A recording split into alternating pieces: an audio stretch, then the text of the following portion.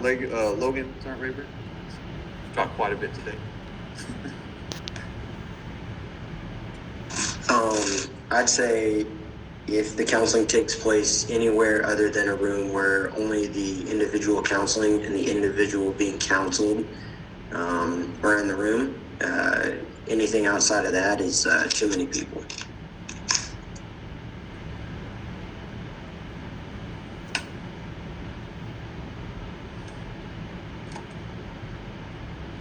All right. Now, at what instance would counseling more than one person at a time be acceptable?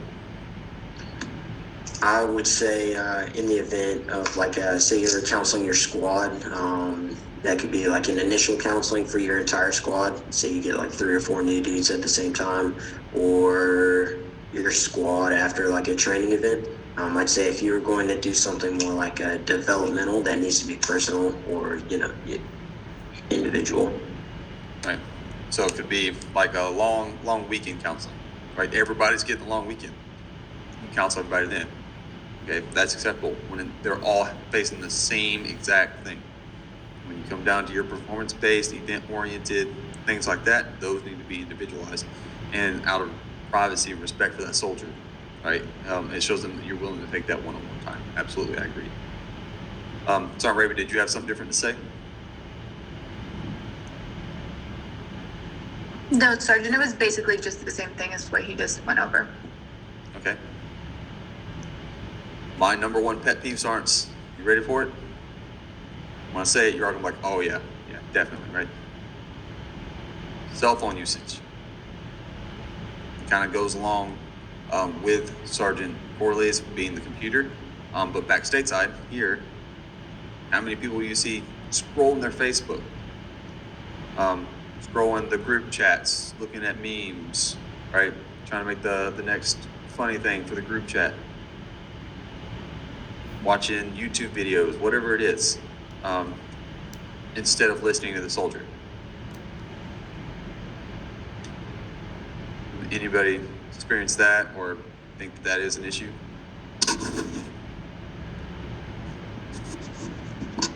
Yes, Sergeant.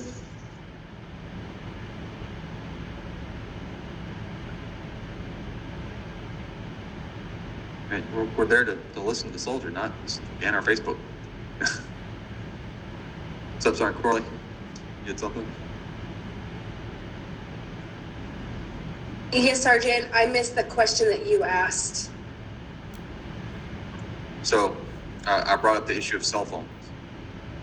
How numb we are to use our cell phones versus listening to the soldier.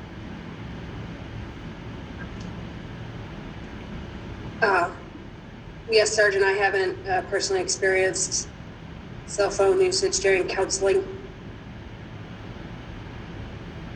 Okay. But it happens. It does. I've had soldiers come in and say, absolutely.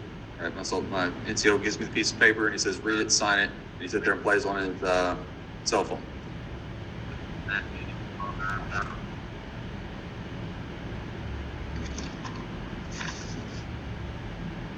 R2D2 in the house. All right. Being that this is distance learning, it's rather hard to do individual face-to-face counselings due to the COVID and everything that's going on.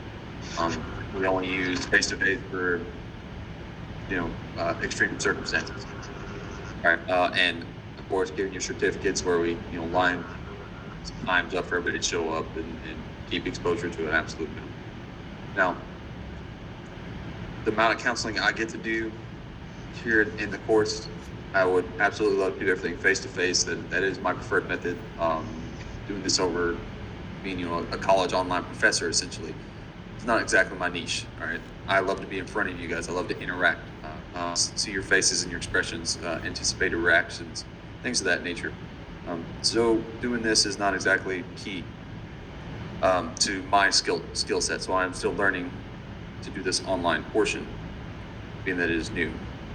But you should never, I should not be taking the personalization out of each counseling, right? So if that is being done, I apologize. Some counselings are just black and white, right? If you get adverse counseling for failing something, for not showing up to class, for doing something out of regulation or against our code of conduct, that is black and white. There's really not a lot of motion to it. It's just informing you of your rights and what you did wrong and when you're going to be retrained or retested. Right? That's it. Now, your intercourse counseling will be a little bit more personalized to how you perform throughout the course from my assessment. That'll be more of an actual counseling session. Right? I don't want you to feel that we're not practicing what we preach here at BLC. It's just extreme circumstances with the distance learning. We definitely do practice what we preach. And you would understand that if you're here to see us be the standard bearers here, right? Is anybody? No, we'll leave that one out. All right. But if you see us here on base, feel free to say hi. Okay? But for those that are stationed here at Fort Benning, I see people all the time at Walmart, PX, commissary. All right? I'm not opposed to saying hi, checking in on you. So feel free to say hi. All right. Responding. When we respond, we need to verbally or non-verbally show an understanding to the subordinate. Verbal responses consist of summarizing, such as that check for understanding, or interpreting, clarifying the message. And non-verbal response include eye contact, occasional gestures, head nods, things like that. So kind of what we practice in active listening, we use in responding. Letting the subordinate know that we are hearing what they're saying and that we care about that message, right? We care about what they're saying. And then we use that summarization to make sure that we understood from their perspective what they're saying. And then appropriate questions. What are some appropriate questions?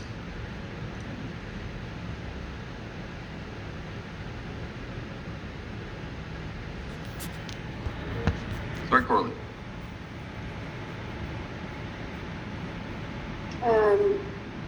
Maybe if they're facing any issues, they'd like to talk about it, what goals they're planning to achieve for the next, right now, 30 days.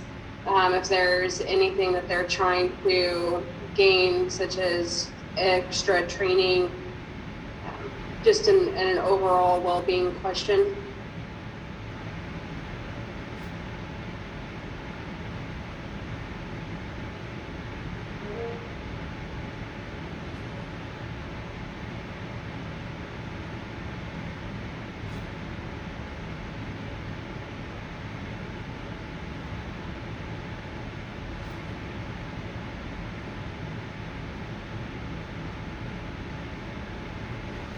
All right. Sergeant Bruce. Asking about their ambitions and goals that they have further.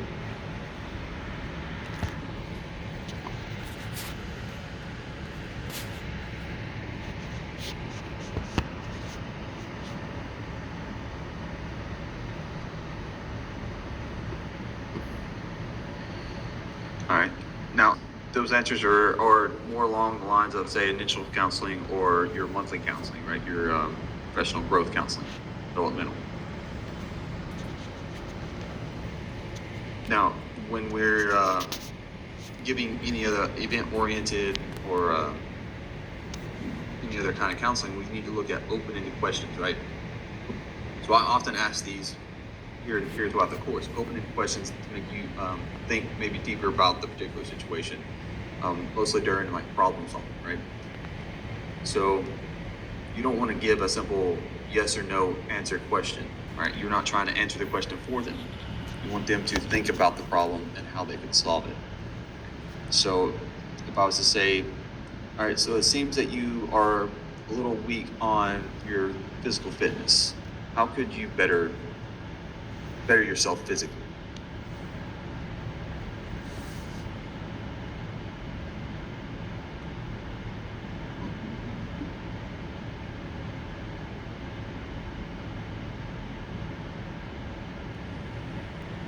You are asking us specifically, Sergeant, or an example of what questions to ask? Both. It's an example of what an open-ended question would look like, but did that make you think to yourself how you could better physically, or how you can better yourself in your physical fitness? Yes, Sergeant. Go ahead, Sergeant Raver. I think it definitely does make you think because you can't just give a short answer.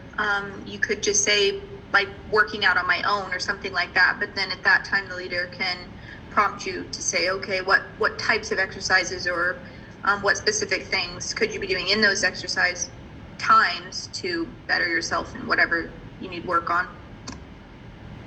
But see, that leads to an open channel of communication where you are now having a conversation about it versus, all right, hey, your PT sucks, you need to improve your PT. Right? It makes them think about how they can improve their PT and what steps they need to take.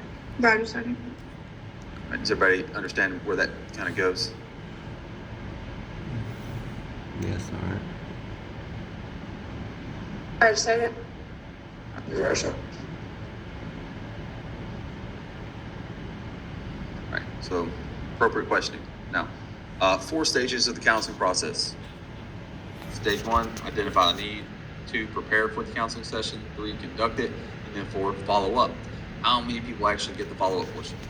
Do you follow up your counseling sessions? No.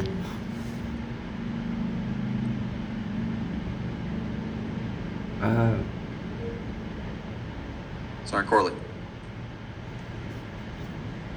Yes, Sergeant. Are you referring to when you're conducting the next month counseling and you go back to the previous one to see? Yes, the closeout portion, absolutely. Then, yes, Sergeant. I have had all my counselings have included that follow-up before we start the initial one again, or the new month one. All right. Anybody else? Sorry, Bruce? I found about that like 2 months ago, so I've not really experienced that until recently. So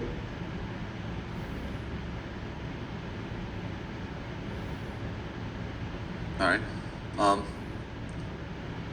Sergeant Dennis. So, What about you during major training events? You say you have counseling before major training events and after. All right.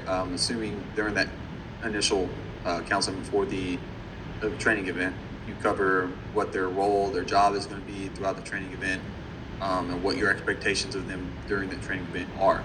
When you go to the after portion, do you bring out that counsel and say, all right, this is what we expected of you, all right, for the training event? Did you do this? So we do 2 separate counselings for the pre and post performance. But as far as like the actual closeout or the follow-up section on the counseling form, we generally don't fill that out. But it's more like a verbal between us, and then the actual written pre and post performance counselings. Do you think it would benefit maybe bring out that initial saying this is with expectations of you, and because as the counselor can kind of help, right, for you to go back through like, all right, this is what I expected of him. Did he do this?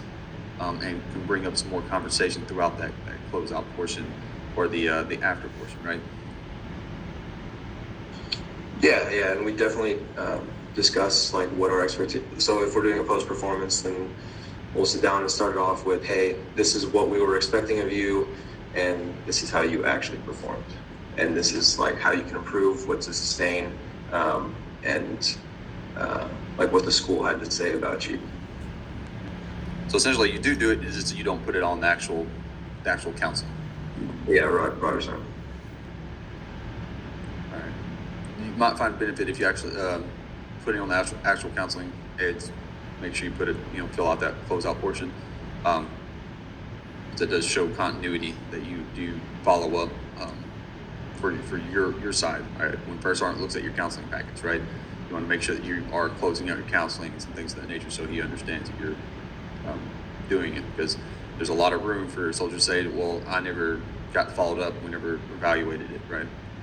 So it definitely helps with that continuity purposes. Roger, sir. What are some things that we need to look at when it comes to stage 2? We understand stage 1, identify the need, all right? It's event oriented. The need for the counseling is because they messed up or because it's policy, they're getting married, they made a large purchase, right? There's different reasons that we have counselings. They could be, need for counseling is quarterly, monthly evaluation counseling, developmental counseling, right? BLC, right? Need for counseling. They're going to BLC. I need to let them know what's expected of them, right? We know how to identify the need, but how do we prepare for it?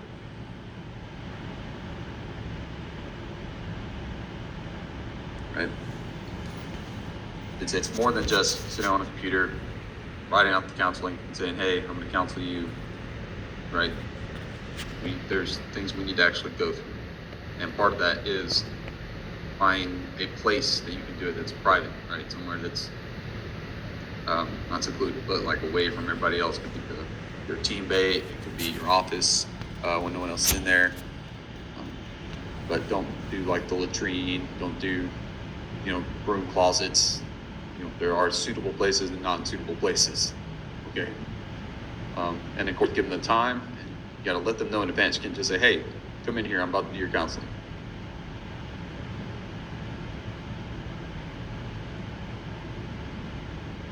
Now, how could notifying them in advance be beneficial for you?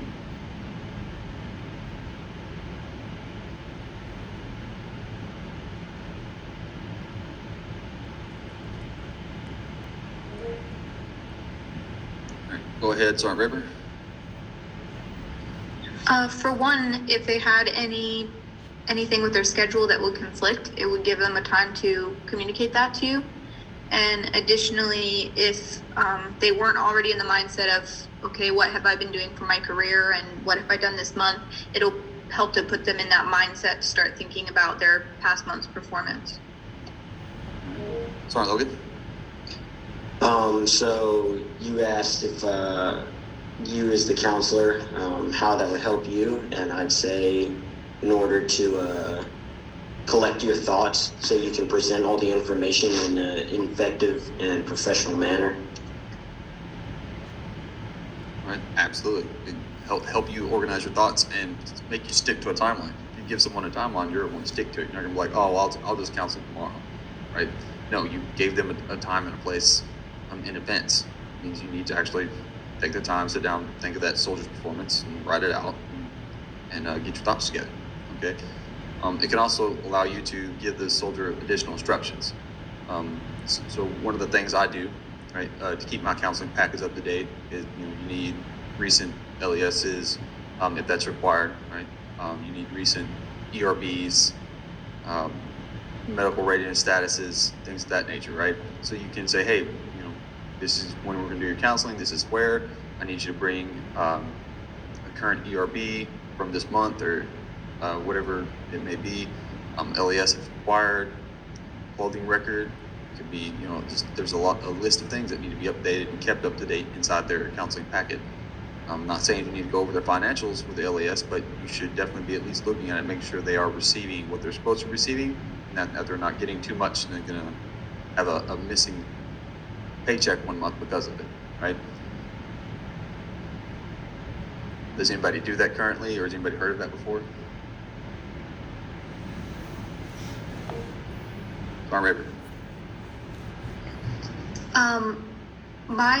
I had a situation with that a little while ago where I was getting paid too much, and it was actually kind of an issue because I was not bringing my LES. I was bringing it to them, but it kept getting put off until, at that point it's like a large debt.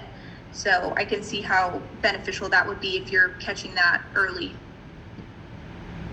Right, it's just a simple look at it, say, all right, you're an E4, you're getting paid E4 pay.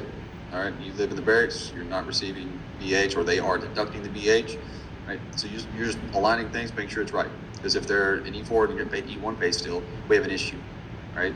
If they're receiving BH and they're not getting it deducted and they live in the barracks, they're about to have a huge debt real quick, all right? And the Army is slow to pay you out when they owe you something. If you need a bonus, if you're supposed to be getting your permissive TDY pay or whatever it is, it's gonna take a minute.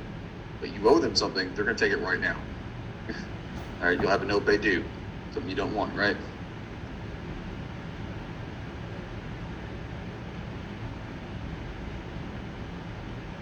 Okay, what are some other things that you could have them bring to the council?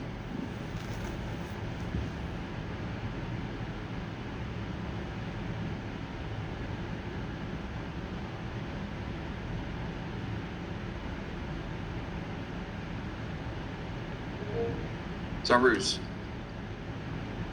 Something to jot down notes, Sergeant. yes, absolutely. However, pen and paper is definitely part of the uniform, okay? But yes, make sure that they are prepared to take notes, 100%. Right? What about your soldiers who are trying to go to college? Should they bring you their course list, what the current classes they're taking, or anything of that nature? Right, sure. Go ahead, Sergeant Boatner. Yeah, I would suggest them bring their GST so you know that they already have it. That way, you know, when they get to the process of taking a class, they don't have to worry about getting that last minute and making sure that they either have their SAT or ACT scores or prepared to take the preparation exam for school. I think it just helps eliminate a lot of the time that it takes to get started. Right. If you have soldiers already enrolled, so they're taking classes, maybe say, hey, all right, what are the classes you're taking next semester? What is your plan? So that way you can organize around training events. Because we understand that training has to happen, but at the same time, we're not trying to hold back our soldiers' careers and education because of it. No, we're not saying you need to take a full course load of 6 classes a semester. That's probably a little much for what we have going on.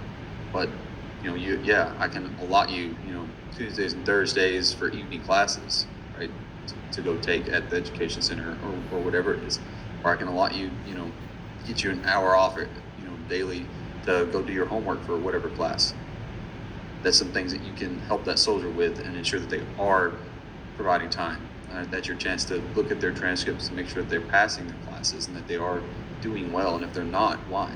Are you allotting them the time? Are they using that time appropriately? Those kind of things, right?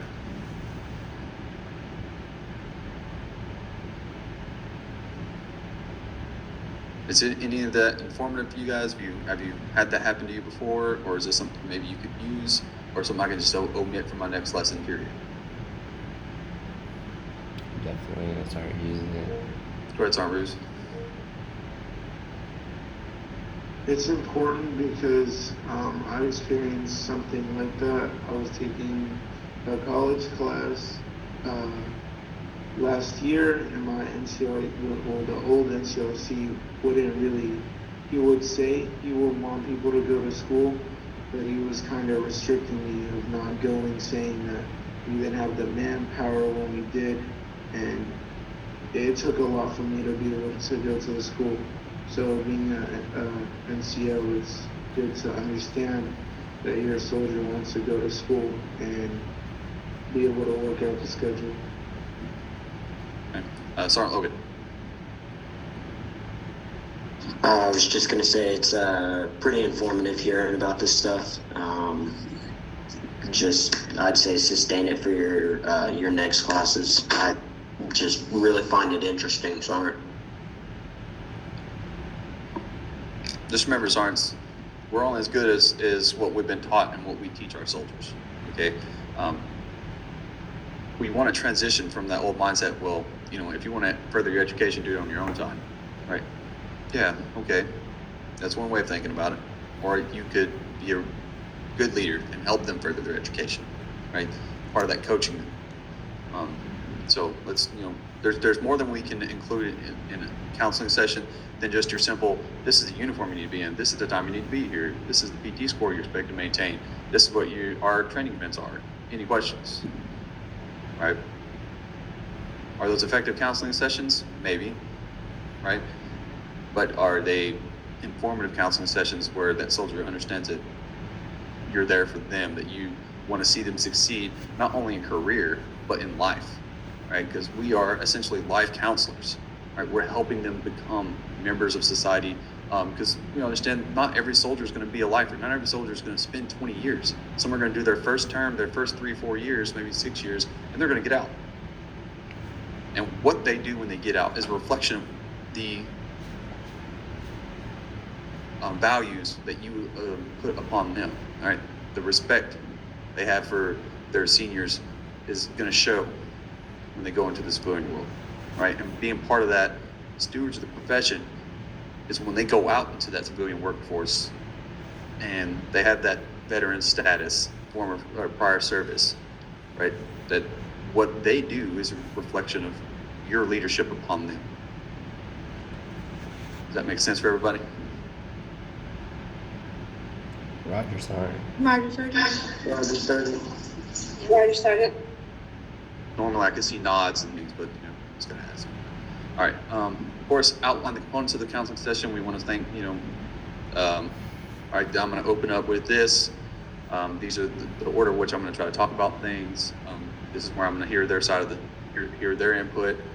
This is where we're going to go over their goals together, short-term, long-term, things they want to do before they get out of their career, things like that.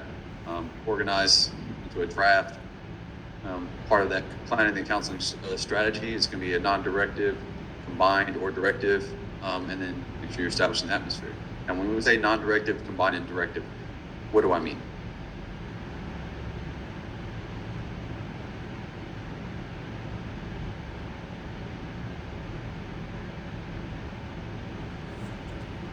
Sergeant Corley. Yes, Sergeant. Non-directive would be, well, I know combined is with both people participating. It's a back and forth. And then a directive is you're telling them exactly what they're going to do. And I forgot what non-directive is, Sergeant. All right. Anybody want to piggyback or cover non-directive?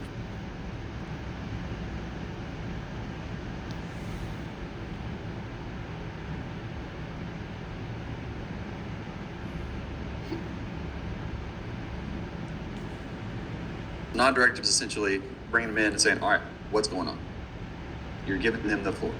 It's where you're not interjecting, you're not controlling the counseling session. Essentially, you're there to pretty much hear. Right, and then make a decision, then make your recommendations, right? Combined, yes, that is a conversation, that's a back and forth. You're giving your side, you're giving them, your strengths, weaknesses, things of that nature, and hearing their side. Whereas a directive is more an event-oriented kind of counseling, right? Where they don't have a say, for the most part. Yes, you still want to hear part of their story, but they don't have a say. It is, hey, Sergeant, check it out. You got a DUI last night. You were driving, right, according to the police report, down this road, this time of the day. You had this amount of BAC. This is what the UCMJ has in store for you. This is what we're pushing for. What is your side? Why were you drunk? Why were you drinking? Why are you driving? Right? This is the plan of action we set forth. This is what you're going to do until you get read for your Article 15 or wherever the case is, right? That's more of a directive style. Now, how many see directive counseling sessions that they're given for professional growth counselings?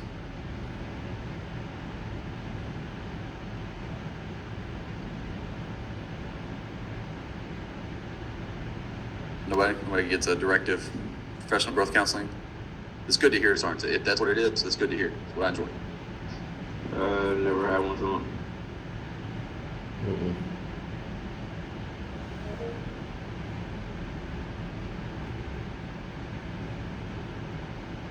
Go ahead, Sergeant Denson. I mean, I've seen it happen with like Jump Master, where the unit doesn't have any Jump Masters, so you're getting told that you're like gonna go to Jump Master or you're gonna go down that career path. All right. There could be some professional growth in that kind of bit oriented. You're going to Jump Master School. That's the event. All right. But yes, the end state is when you're doing your, say, monthly evaluation counselings, you should not do a directive. When you're doing, event oriented for, you know, when life happens, not a punishment like a DUI or something like that, but for a death in the family, accidents, things of that nature, you want to be more of a combined / non-directive. You want to be there, let soldiers know you're there for them, right? Hear their side. Part 3, conduct an actual counseling session. All right, 4 parts: opening the discussion, discussing the issue, developing a plan of action, and report and close the session. Right?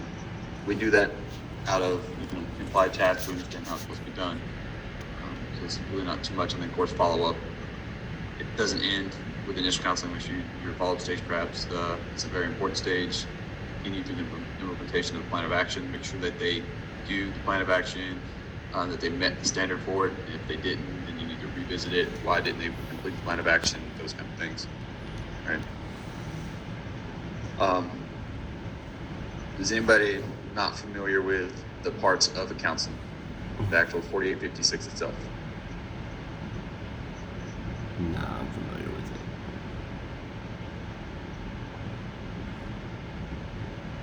Fantastic. So, won't go too in depth, but we all know that. Pull this down for you guys. We all know block 1 is your admin data, making sure that's correct. Block 2, background information. So, what is the reason for the counseling? Whether it be, here's just examples, aren't it's not like this whole thing's gonna be put there, right? Performance, personal growth, event oriented, and you can include the facts and observations prior to the counseling, right? So if you know it's a event oriented, you put, you know, event oriented, soldier had, or service member had death in family, service members getting married, right? Whatever the event is, could be service member performed well at this field exercise, right? And then you start with part 3, which would be your key points of discussion, right? Notice it's key points. You're not writing a whole paragraph, and that should be the sum of your conversation, right? It should be the key points, right? Soldiers' performance during this, soldiers' PT score, soldiers' finances, right? And then you can fill that in as you counsel, right? It doesn't always have to be typed. It can be handwritten as you're giving the counseling session. So there's no excuse for, well, we're in the field for 2 months. You can still give him his monthly performance counseling, spring bowling counseling forms. And then plan of action, right? Big key here, actions that subordinates will do after the counseling session to reach the agreed upon goals. Agreed upon being the main word here, and must be specific enough to modify or maintain the subordinate's behavior and include a specified timeline for implementation and assessment, right? You can't just say you don't want ever counseling, right? You can't just say, these are what I want you to do. Okay? Soldier may have goals too that they want to put on there. So you kind of want to talk, you know, what do you want to do by next month's counseling? Or what schools do you want to try to attend in the next year, right? You want to list these things down. It should be agreed upon. Now, are there instances where it's not going to be agreed upon? Absolutely, right? Punishment counselings. You're not going to have an agreed upon plan of action. It's not going to be, you know, do you agree to do 45 days extra duty and submit forfeit 45 days of pay? No, that's not going to happen. Okay, that's the plan of action. All right, but there should be some sort of agreed upon, and you want to make sure you have a timeline and a way to assess that they did complete the plan of action. All right. Then of course, session closing. Do they agree with the information above? Any comments that they have, sign a date, and then of course, your responsibility is how you're going to help them accomplish the plan of action, what you're going to provide them, and then your signature and date. Now, what do we do when the soldier refuses to sign a counseling?